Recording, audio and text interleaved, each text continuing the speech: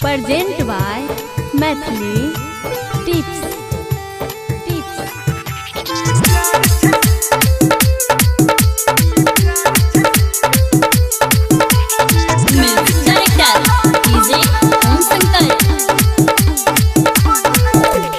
सबके हंसाबही छै, ई सबके कनाबही छै।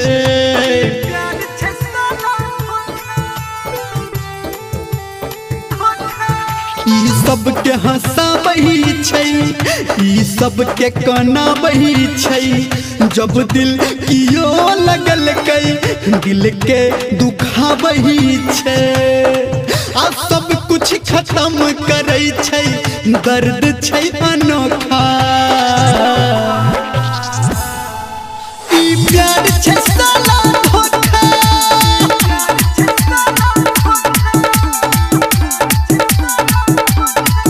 ई प्यार छै साला धोखा।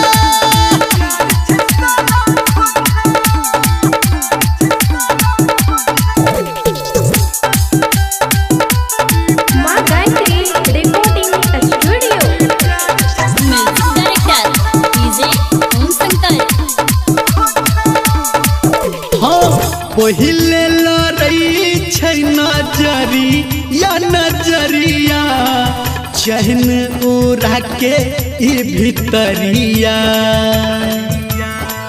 भूख प्यास हराबे ई प्रीतिया, भावे नहीं कोनो जग के बतिया। ई सबके फंसाबही छै, ई सबके सताबही छै। लोग एकरा चलते कितना अपन जिंदगी गवाबही छै। आज जिंदगी में सबके दौड़ल आब छै ई धोखा। ई प्यार छै साला धोखा।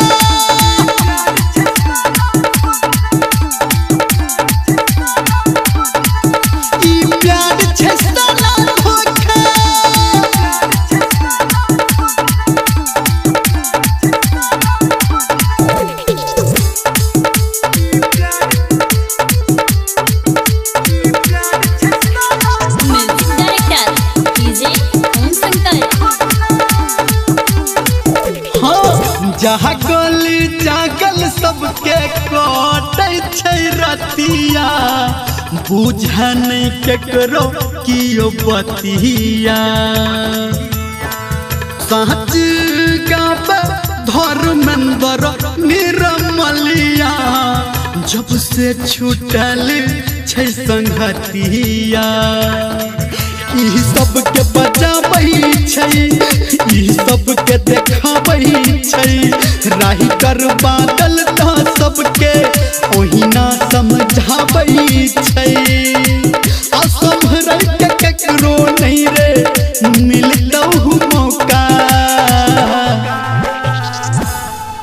ई प्यार छै साला धोखा।